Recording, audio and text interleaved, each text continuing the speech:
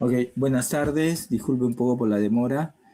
Ya me conocen, soy el doctor Javier Castro, asistente de cirugía plástica del Hospital Revalidati y dedicado a la oncoplástica mamaria, como una subespecialidad de la cirugía plástica, ¿no?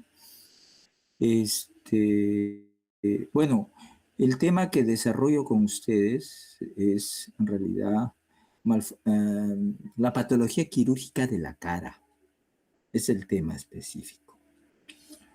Para que tengan una idea dónde nos encontramos. ¿Todo me escucha? ¿Hola? Sí, doctor. Sí, doctor. Sí, doctor. Ok, entonces siempre hay que ubicarnos en el lugar de donde, cómo lo vamos a desarrollar. La patología quirúrgica de la cara lo podemos dividir en una patología congénita y una patología quirúrgica adquirida. Dentro de la patología quirúrgica de la cara están todas las malformaciones que afectan la cara y el cuello, ¿no? Malformaciones congénitas. ¿Ok? Y su especialidad de la cirugía plástica que se encarga de tratar estas malformaciones congénitas de la cara se llama cirugía plástica pediátrica. ¿Ok? La cirugía plástica es una especialidad muy general que tiene muchas subespecialidades y su especialidad, inclusive subespecialidades actualmente. Una especialidad sumamente compleja. Se dice que una de las más complejas de las especialidades quirúrgicas que hay. ¿Ok? Entonces, cirugía plástica pediátrica maneja y trata la patología quirúrgica de la cara, de tipo congénito. La adquirida puede ser postraumática o posoncológica, debido a una recesión de cáncer.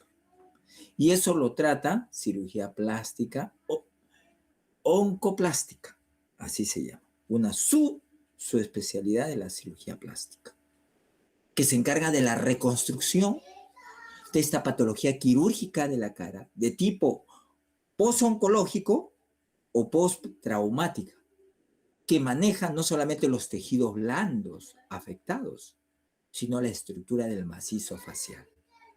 ¿Ok? Es una subespecialidad. Y lo manejan con colgajos, que ya lo vieron ustedes, lo han repasado, con colgajos libres, con técnicas de injertos, etc. No vamos a hablar sobre eso. ¿Ok? Porque eso lo han repasado, lo han estudiado ustedes en sus temas. Hablemos sobre la patología quirúrgica congénita de la cara, que es tratado por cirugía plástica pediátrica, que es una subespecialidad. ¿Ok? Nosotros como cirujanos plásticos generales tenemos una idea general de esta subespecialidad que es la cirugía plástica pediátrica. Hay expertos, hay gente que después de 5 años, 4 años de cirugía plástica, hace 2 o 3 años de su especialidad de cirugía plástica. Esta subespecialidad de la cirugía plástica en el Perú todavía no está escolarizada. La gente que quiere obtener esta subespecialidad tiene que irse afuera. En Brasil, México, Estados Unidos y Europa, que es de 2 a 3 años. Es una escolarizada. Esperemos que en los próximos años ya se escolarice esta subespecialidad de la cirugía plástica, que es sumamente importante, especialmente en nuestro país, por la alta prevalencia de malformaciones congénitas de la cara, muchachos. ¿Ok? No hay su especialista. Entonces, si usted me pregunta, doctor, ¿usted opera esa malformación? No, no. Yo soy cirujano plástico que he hecho la subespecialidad en oncoplástica mamaria. O sea, oncoplastia, pero es una subespecialidad que es oncoplástica mamaria. O sea, yo sí opero eso. ¿Ok? Si me dice opere una malformación, no, pero sí tengo una idea general para poderles hablar. ¿Ok? Entonces nos ubicamos ¿dónde? Cirugía plástica pediátrica. ¿Ok? Malformaciones congénitas de la cara. ¿Ok? Tengan en cuenta que ahora ubicado vamos a hablar un poco de estadística todavía. El 80%, te lo dicen 70%, de la patología, 70% de la patología quirúrgica de la cara son congénitas. Lo dice la estadística mundial, también la estadística acá en el Perú. O sea, para que se den cuenta qué importante es. O sea, de cada 10 patología quirúrgica de la cara, 7 son malformaciones congénitas de la cara. ¿Ok? Malformaciones.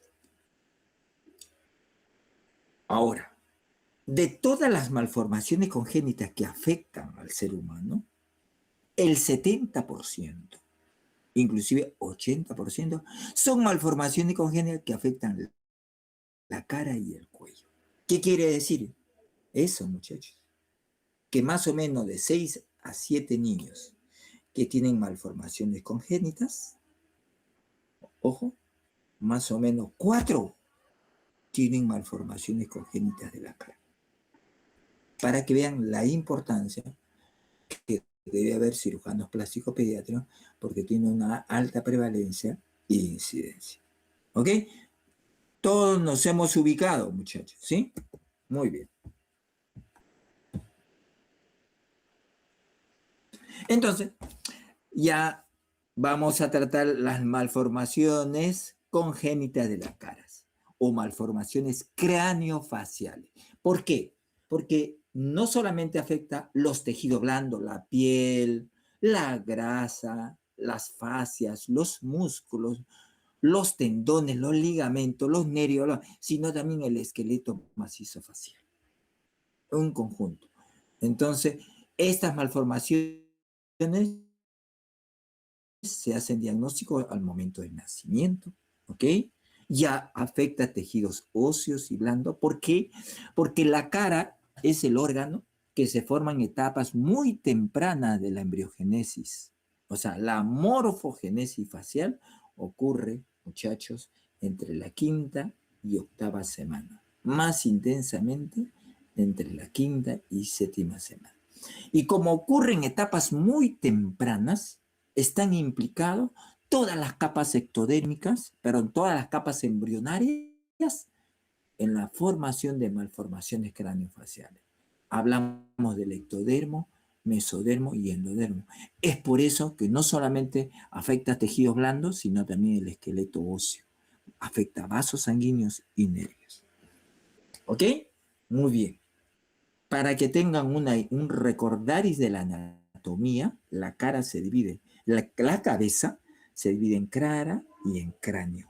El cráneo es el neurocráneo porque contiene las estructuras del sistema nervioso central y la cara contiene las vísceras de la cara, de los órganos de los sentidos, el ojo, la lengua, los oídos, el olfato.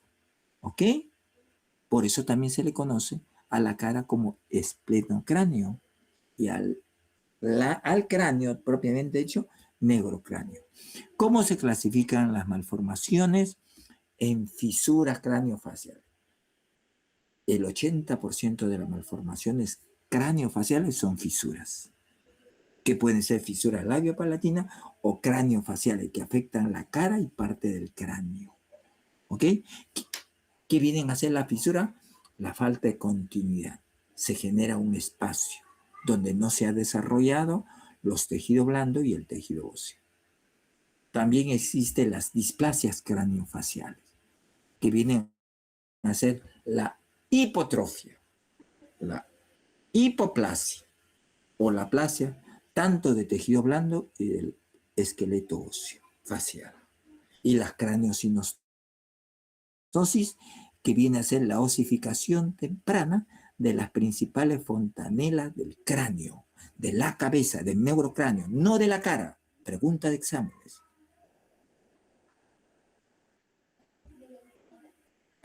Ojo, la cabeza tiene una relación con los arcos branquiales. ¿Se han escuchado? Existen 5 arcos branquiales que van a formar somitas que van a originar estructuras faciales. Y básicamente, ¿qué estructura facial? El tercio medio inferior, la región mandibular, submandibular. porque el cuello deriva directamente del resto de los arcos branquiales. Y doctor, la cara, no, el único segmento de la cara que deriva de los arcos branquiales viene a ser el tercio inferior de la cara. Primer arco branquial.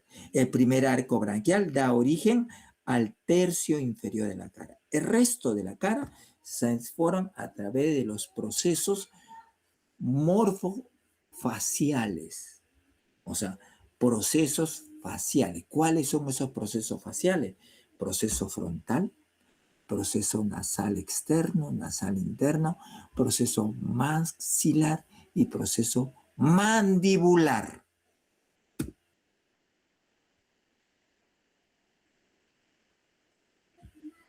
Entonces, les decía que de toda la malformación de la cara, el 80% viene a ser fisuras craniofaciales. Y de esos 80, de ese 100%, que es el 80% de fisuras craniofaciales, el 80% es fisura labiopalatina. Un 20% es fisuras craniofaciales, propiamente dicho. Esa es la estadística, la epidemiología y la prevalencia. Entonces, hablemos de la malformación congénita de la cara más frecuente en nuestro país, que más se trata dentro de la patología quirúrgica de la cara por parte de cirugía plástica. ¿Cuál es? La fisura labiopalatina, conocido por el pueblo, por la gente, como el famoso labio leporino. Equivocado, es fisura labiopalatina. Vean ustedes acá una fisura labial, palatina y alveolar unilateral, bilateral, que afecta el labio superior, que afecta el arco de Cupido, que afecta la premaxila, que afecta el arco alveolar y que afecta la nariz y la fosa nasales. Vean un bilateral, bastante severo, y un unilateral. ¿Ok? Todo esos conjuntos de patología, donde ustedes, ¿qué observan? Una fisura.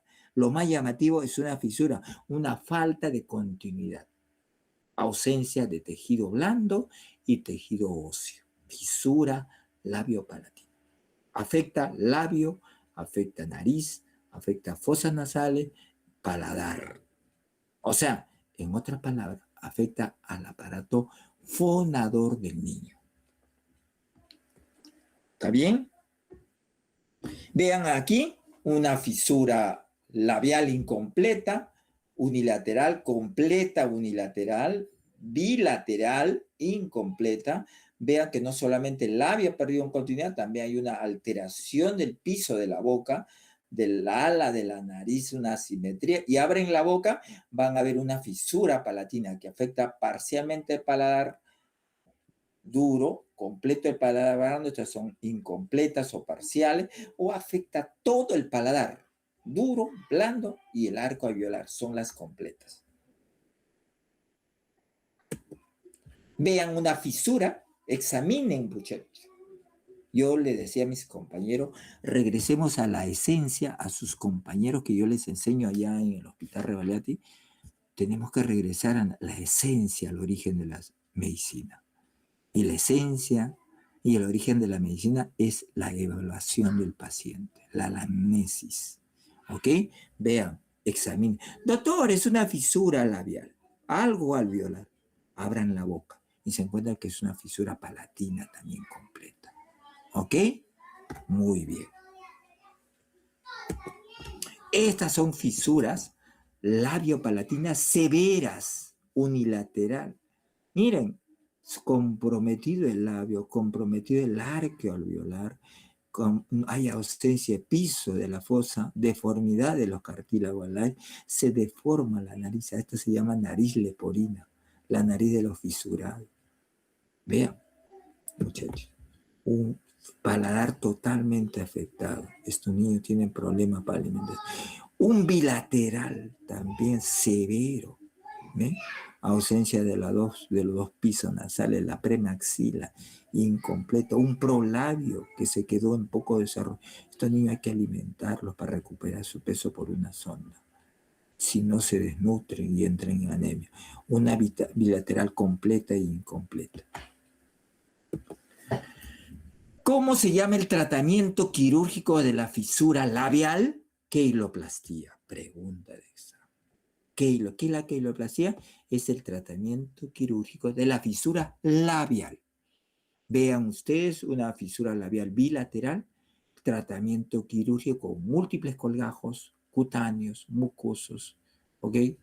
Musculares, ligamentarios, ¿ok? Recuperar no solamente la anatomía del labio, ¿y cómo se recupera? Uniendo los músculos separados, para que la boca y el labio actúe como un esfínter para la succión, que es muy importante porque hay que recuperar.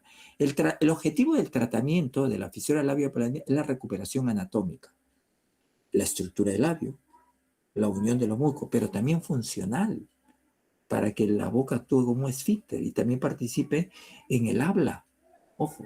Y también reparar, restituir las unidades estéticas del labio, el filtro, las columnas de filtro, el arco de Cupido, para que el paciente se vea bien. Entonces, el objetivo principal de la queiloplastía o del tratamiento quirúrgico de la fisura labiopalatina es anatómico y funcional. Y secundariamente el aspecto estético. Vean ustedes acá también una fisura unilateral labial amplia y después de la cirugía recuperamos el contorno del labio, la anatomía, el vestíbulo, colgajo de mucosa, el rollo blanco, reestructuramos el filtro, el columna de filtro y tratamos, ojo, la nariz mediante la plastía de la nariz fisurada. ¿Ok? Una rinoplastía en el bebé, porque si no, estos niños llevan el estigma y son motivo de insulto en el colegio. Vean, la queiloplastía, tratamiento quirúrgico de la fisura labial. Este compás nos permite medir exactamente los colgajos para restablecer la anatomía. ¿Sabe cómo se llama este compás? Este compás fue descubierto, elaborado, inventado por un cirujano plástico español, el doctor Castroviejo. Por eso se le llama también compás de Castroviejo. ¿Ok? No es ningún familiar mío. ¿Ok? Es una cirugía muy compleja. Muy importante la primera cirugía que se le haga al paciente con fisura labiopalatina, porque de eso depende su futuro. Por lo tanto, ¿quiénes lo tienen que hacer? Los expertos y con especialidad, y no hacerlo en campañas. Vean esta niña con una fisura labial amplia, severa, que generaba una fisura también, una nariz fisurada, y después de esta cirugía recuperaste la anatomía, la función, la estética de la nariz del labio y lo más importante, le mejoraste ¿qué cosa? El estado psicoemocional de esta niña. Por lo tanto, esta niña se va a integrar sin ningún problema su desarrollo neuromotor, neurocognitivo y además será un niño tan igual como los demás y tendrán las mismas oportunidades, ¿sí? En otros lugares del mundo. Debemos aspirar eso en nuestro país. Lamentablemente no es posible. Vamos a ver las displasias craniofaciales. Les dije, es una hipoplasia, aplasia, además una hipotrofia de los huesos o de los tejidos blandos. Esto es la agenesia unilateral. Quiere decir que no creció la mandíbula. Un remanente, quedaron restos de mandíbula. Agenesia. Y que genera una gran asimetría. Examinen siempre a un niño, observen la cara. Esta mitad está normal y el otro algo pasa. Está adelgazado. Le toman una tomografía en reconstrucción 3D del esqueleto macizo y se dan cuenta que la mandíbula donde estaba deprimida la micara no ha desarrollado. Agenesia unilateral. Escriben eso, lo refieren al hospital de referencia, si están en el MINSA haciendo su serum, y ese hospital lo manda al hospital del niño. Y cuando lean la referencia, médico general Katiuska Méndez, ¿de qué universidad? Ricardo Palma. O sea, con haber examinado, con haber evaluado nada más y haber escuchado esta clase y haber reforzado su evaluación con un examen, hace diagnóstico. Qué lindo. ¿Sí? Es eso, o sea, Recuperen, le digo a los alumnos, recuperemos la medicina en nuestros orígenes, en la evaluación, en el examen clínico, en la anamnesis. Otra una displasia craniofacial es la micronatia, que es el poco o la ausencia de desarrollo del mentón, la zona mentonal. ¿Es importante el mentón? Sí, porque en la parte posterior del mentón se insertan los músculos de la base de la lengua. Y hay músculos que también participan en la deglución. Estos niños pueden tener problemas al momento de nacer de la respiración o tener muerte súbita. Porque como los músculos de la lengua no encuentran dónde insertarse o se insertan inadecuadamente por un mentón tan pequeño y poco desarrollo, ¿qué pasa con la lengua? Se va hacia la parte posterior, ocluyendo el cabo faríngeo. Por eso a veces estos niños tienen que ser diagnosticados muy precozmente. ¿Cómo lo diagnostican? Lo evalúan. Doctor, no le palpo el mentón. Tomen una radiografía y hacen diagnóstico. Tan sencillo. Doctor, lo veo el mentón muy retruido. Tiene problema para la deglución. Preguntan a la mamá. Hacen diagnóstico. Tienen que hacer medicina. La medicina se hace con la semiología, con la medicina interna. ¿Ok?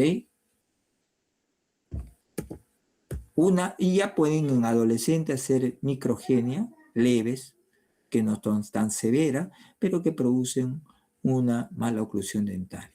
Estas niñas mejoran su salud oral, masticación, algunos problemas de la ATM pues se puede prevenir en el futuro tratándolo. ¿Mediante qué?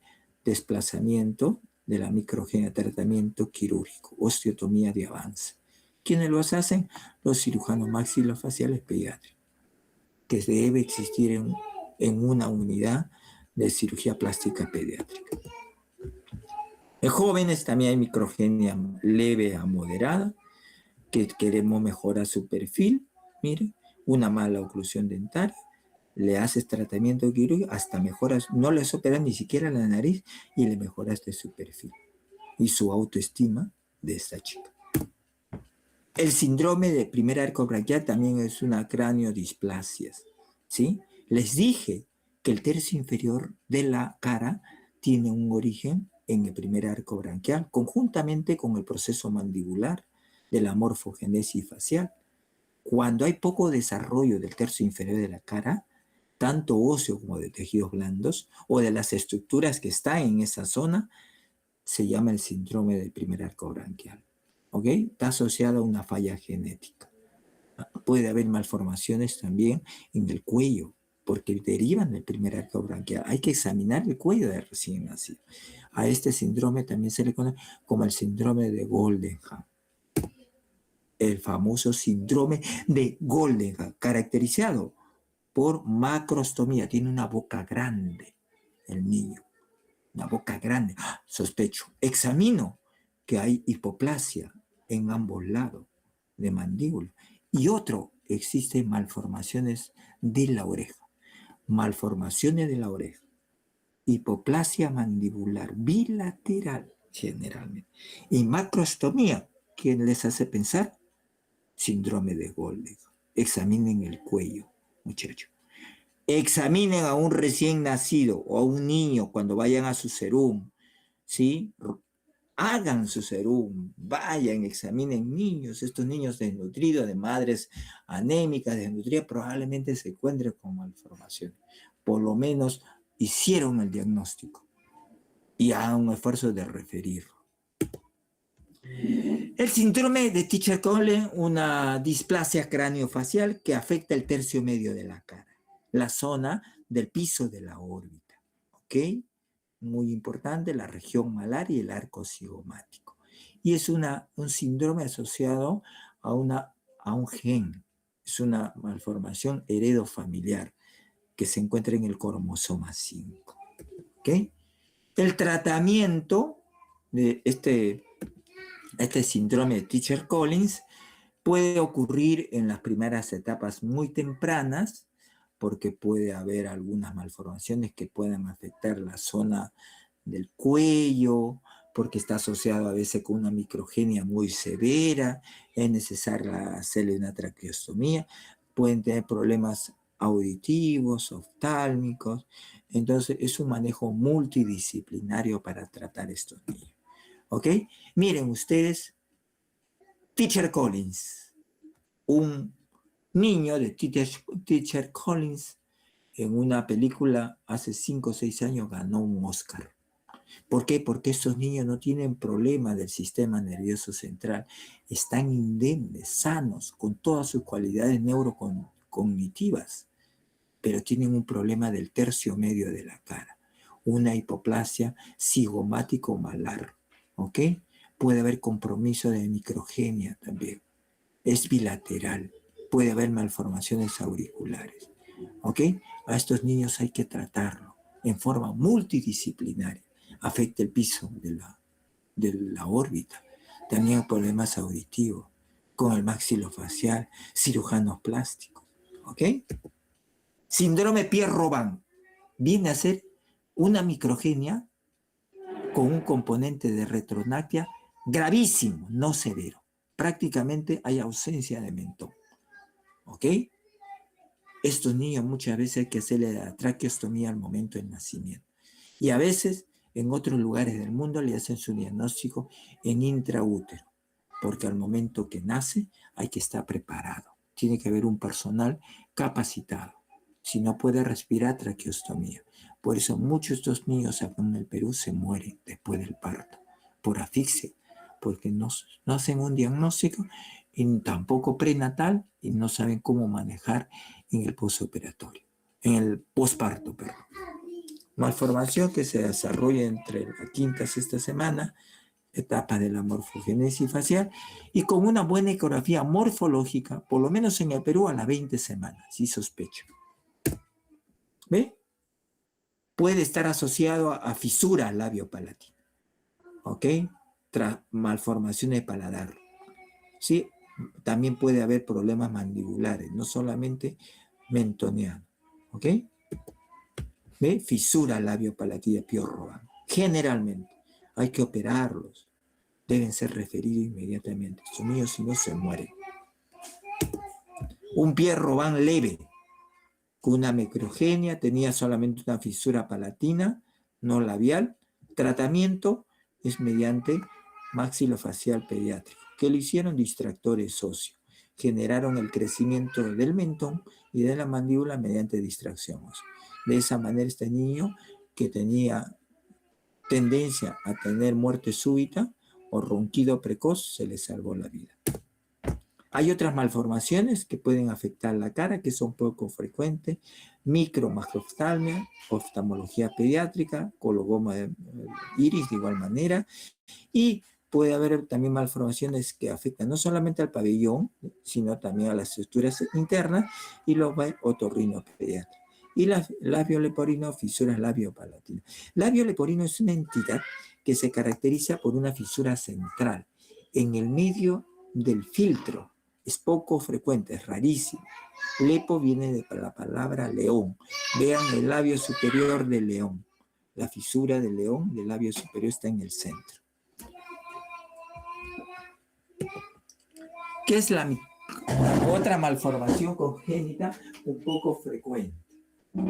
Después de la fisura labio-palatina y fisuras craniofaciales, la microtia es una malformación que afecta al pabellón auricular, al desarrollo, ¿ok? Y al crecimiento del pabellón auricular. Este pabellón es pequeño, hipoplásico, puede no haber conducto auditivo externo, ¿ok? Todas estas descripciones o signos se engloba en una malformación muy frecuente después de la fisura labio-palatina, la microtia. Vean ustedes, esta es una microtia o microcriptotia. Esta es la microtia típica, el famoso signo de Maní. Ustedes escriben oreja, signo de Maní, microtia. O microtia severa o anotia. Hay otras malformaciones de la oreja como los apéndices preauriculares. ¿Qué es lo que tienen que saber de la embriología de la oreja? Que la oreja se forma entre la sexta y octava semana. El mayor desarrollo de la oreja ocurre entre la séptima y octava semana. Ojo, ¿de dónde se forma la oreja? no de los procesos frontales, perdón, faciales. Pregunta esa, se forma de los arcos branquiales. ¿Qué arco branquial? Primer, segundo y tercer arco branquial. Estos arcos branquiales van a dar somites que van a migrar.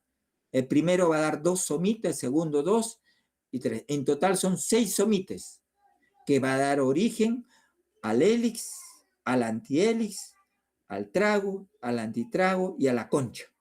Vean que la oreja es una estructura sumamente compleja, yo lo llamo a la oreja como la expresión artística más bella que hace la naturaleza en la cara del ser humano. No por la belleza de la cara, porque la belleza de la cara está dado por la nariz, por los labios, ¿ok? Porque son estructuras tridimensionales, ¿ok? Entonces, la oreja, por su irregularidad, tiene como 50, 60 planos de superficie diferentes, depresiones, irregularidades, en forma circular, trapezoidal. En esa estructura tan compleja, que está sostenido por un cartílago que es elástico, y en el cuerpo humano solamente existen 2 lugares de cartílago elástico, la oreja y la glotis, después no existe más en el cuerpo humano. Pregunta del examen de mira.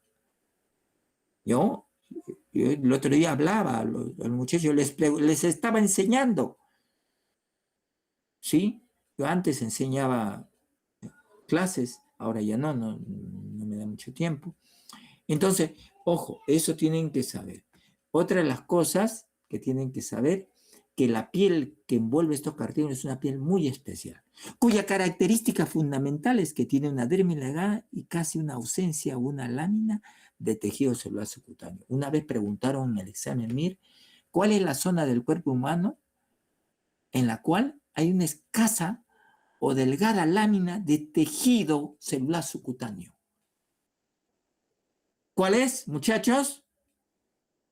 Hola, ¿me escuchan? ¿Están? Sí, doctor. ¿Cuál es? La oreja. La oreja. Pusieron varias, nadie se le ocurrió.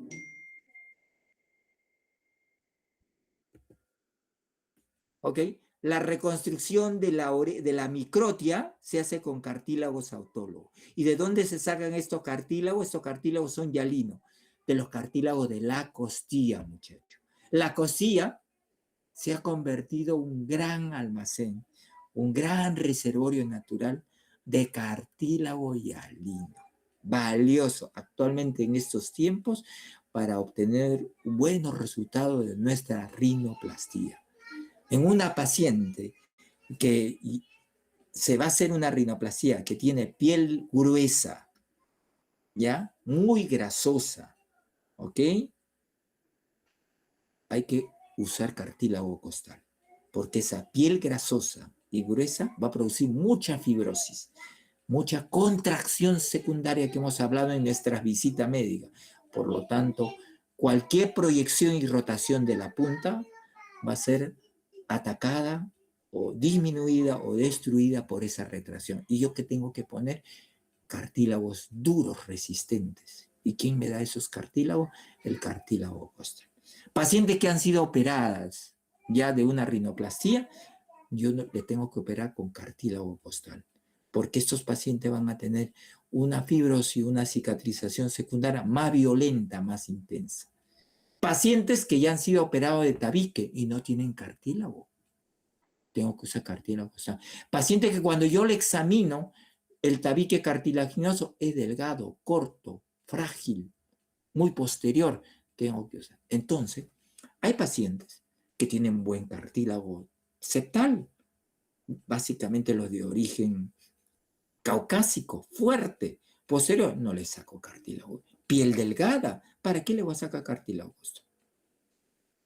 Pero nuestro mestizaje en el Perú, casi el 70-80% tienen piel gruesa, grasosa, ¿ok?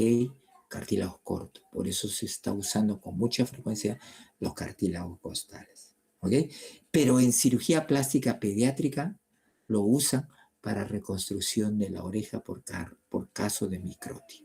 Gracias a estos cartílagos, el séptimo, el octavo, séptimo, octavo cartílago costal, se elabora el esqueleto de la oreja, porque la microtia no ha desarrollado el esqueleto.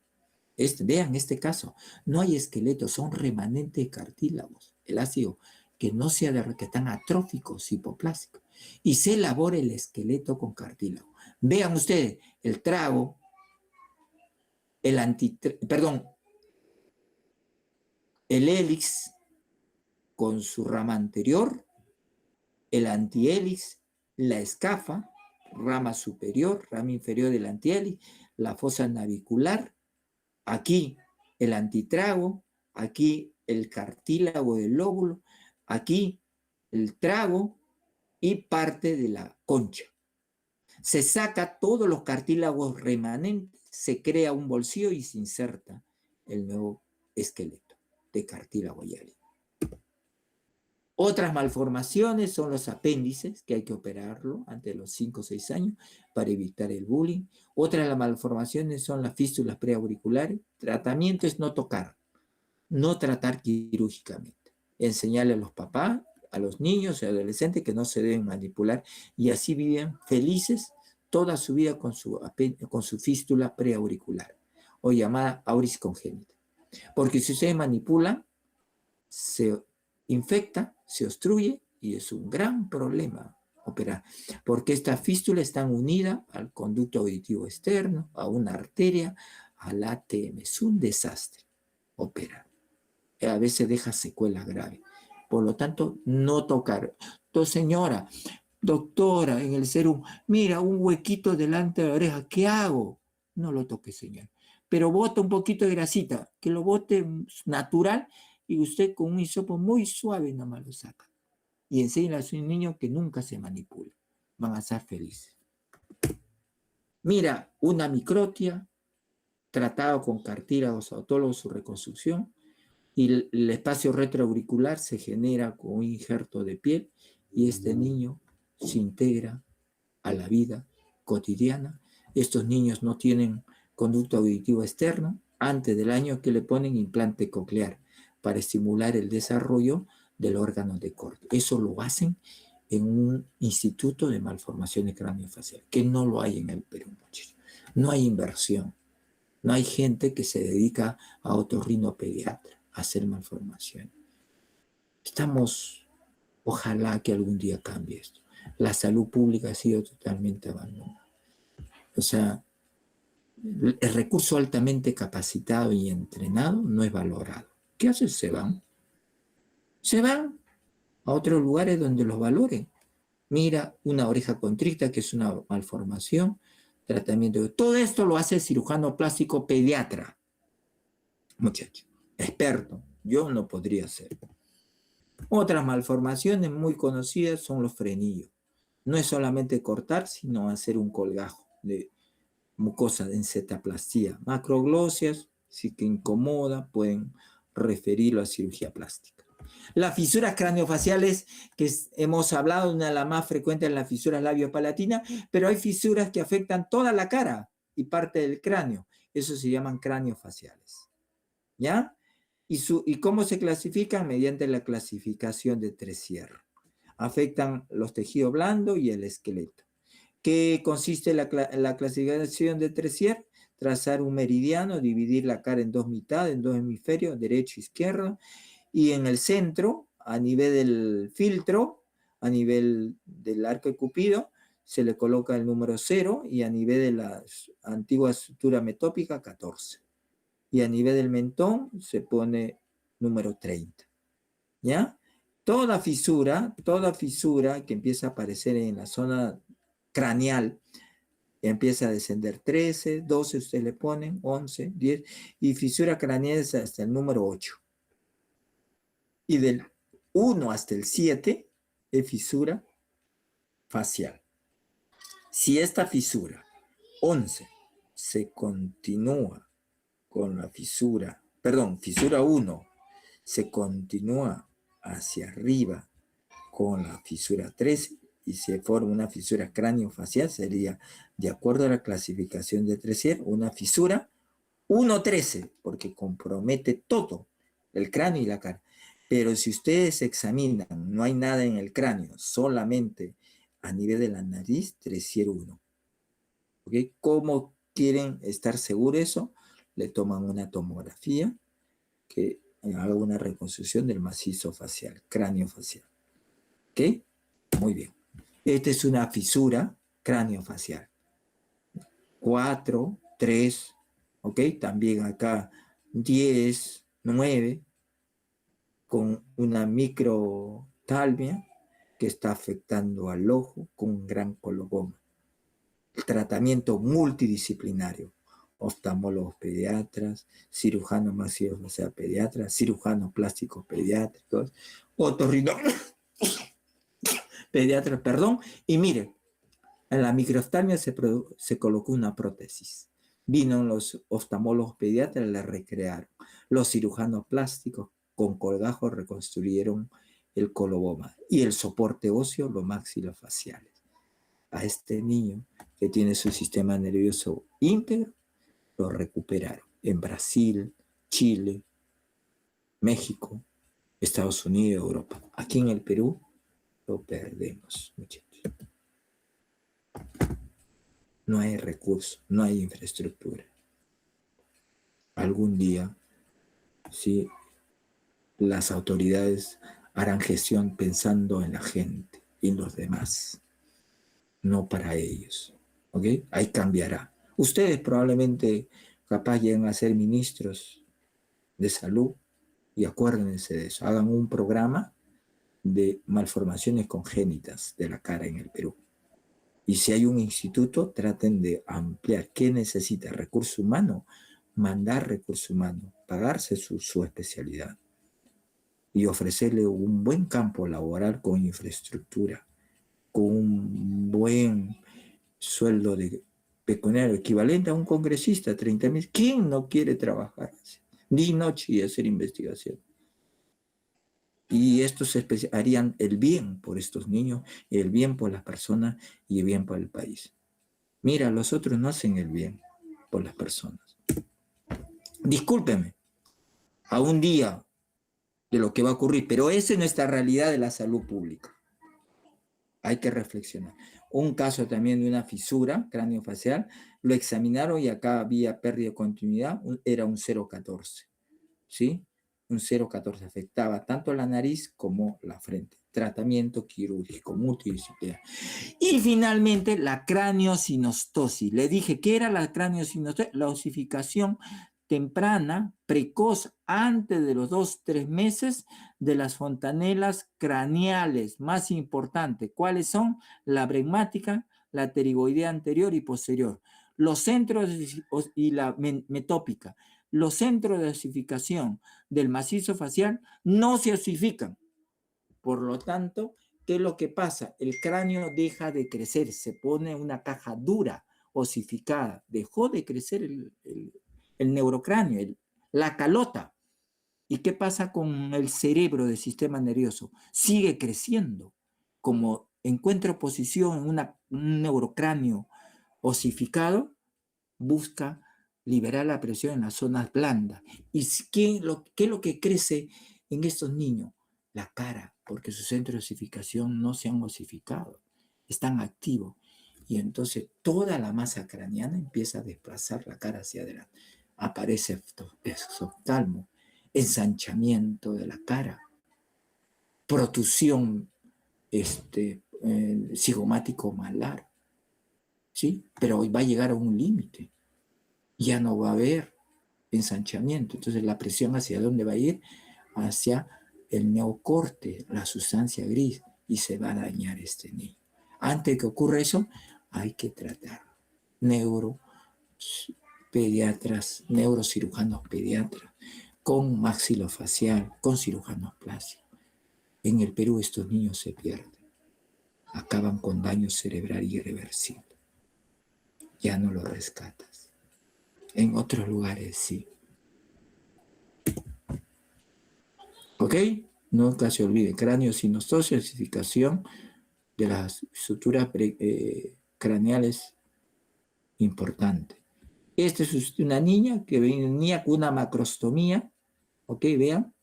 pero no era una macrostomía. Y había microgenia de un solo lado. ¿Ok? Le toman la tomografía y hay fisura. Fisura. A esta niña, a este síndrome se le conoce síndrome otomandibular y le examinan la oreja, había microtio. A diferencia del síndrome de Goldham, que hay hipoplasia bilateral, macrostomía y malformaciones congénitas. Acá hay malformaciones congénitas. Acá hay una hipoplasia unilateral mandibular y hay una fisura oral, labial. No hay una macrostomía. ¿Ok? Tratamiento multidisciplinario. Le mejoran la calidad de la vida de esta chica. Vean, este es síndrome otomandibular, no es síndrome de Goldenham. ¿Sí? No es una macrostomía inmensa, hay hipoplasia, malformaciones. ¿Ok? Fisura craneofacial, conocido como síndrome otomandibular. Es la fisura 7. ¿Ok? Muy bien. Tratamientos. Ok. Y tengan en cuenta que en el Perú, una de las primeras cirujanas plásticas pediátricas fue la doctora Celinda Guapaya, que trabajó en el Hospital Mogrovejo durante casi 40 años. Luchó para que exista en el MINSA un programa nacional de fisura labio-palatina. Hizo proyectos, gestiones, utilizó todo. 40 años lucharon y no ha sentido eco. La actual cirujana plástica en mi hospital está luchando para que en mi salud exista un programa nacional. Es un golazo. Si como usted es gerente, alguien le propone fisura labio, escuchan esa charla y saben que hay necesidad, lo harían. Esta es una de las pacientes que ella operó. Miran la cara de esa niña y comparen esta niña. Restituir la función, la anatomía, labio palatina. Este niño tiene un cerebro indemne, no se va a desnutrir, no va a tener anemia y probablemente en el futuro sea un ingeniero médico o abogado igual que ustedes. Y no más del montón de personas en el Perú. Entonces, qué importante. ¿Okay? Lamentablemente el conocimiento, la capacidad técnica y los profesionales calificados no somos escuchados. ¿Por qué? Y es nuestra oportunidad para que gente un poco lúcida nos escuchen para poder hacer algo. Ojalá que podamos cambiar algo este domingo con su voto. Gracias. ¿Alguien? ¿Alguna pregunta?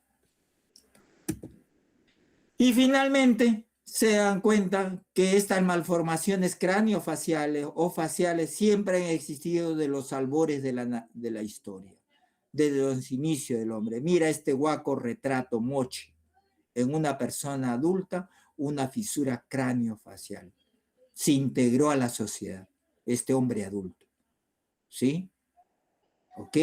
Y se puede hacer diagnóstico precozmente si se trabajaría conjuntamente con los ginecostetra y el Instituto de Malformaciones Congénitas, algún día en el Perú. Y una vez nacidos estos niños, insertarlo a la sociedad con un buen tratamiento. Y para eso, ¿qué se necesita? Infraestructura, recurso humano altamente capacitados, multidisciplinarios, cirujanos plásticos, otorrinos pediatras, oftalmos pediatras, otorrinos pediatras, maxilofacial pediatra, pediatras, nutricionistas pediatras, psicólogas, psiquiátricas, enfermeras, ¿ok? Odontopediatras, anestesiólogos, expertos, y lo más importante, que este recurso humano sea valorado. Darle, por su enorme responsabilidad, el respeto por la sociedad que falta. ¿Y cómo se respeta el recurso humano? Dándole condiciones de buena calidad de vida para ellos y su familia. Tratarían y harían investigaciones como lo hacen en otros lugares del mundo, muchachos. Muchas gracias, thank you, grazie como dicen en italiano, y muito obrigado. Você tem oír mea exposição. ¿Todo bien? ¿Alguna pregunta, como dicen los portugueses? ¿Hola? Se fueron. Aló, a ver, ¿cuántos están? ¿O se fueron todos? Hola. Todo claro, doctor, Sí, gracias. alguna pregunta. Es importante, muchachos. Probablemente de este grupo no todos puedan hacer cirugía plástica, pero si se encaminan por la cirugía plástica, en el Perú, como en otras partes del mundo, es una especialidad muy complicada y difícil, pero de una enorme responsabilidad social si se dedican a la parte reconstructiva, tanto en adultos como en pediatría. Lamentablemente no lo hacen, son elegidos, son los mecenas nada más aquí algunos, porque indudablemente eso implica tiempo, sacrificio, y muchos de estos profesionales tienen familia. ¿Y cómo pueden darle calidad de vida a su familia? Lamentablemente. Entonces, eso es un poco difícil, pero nunca pierdan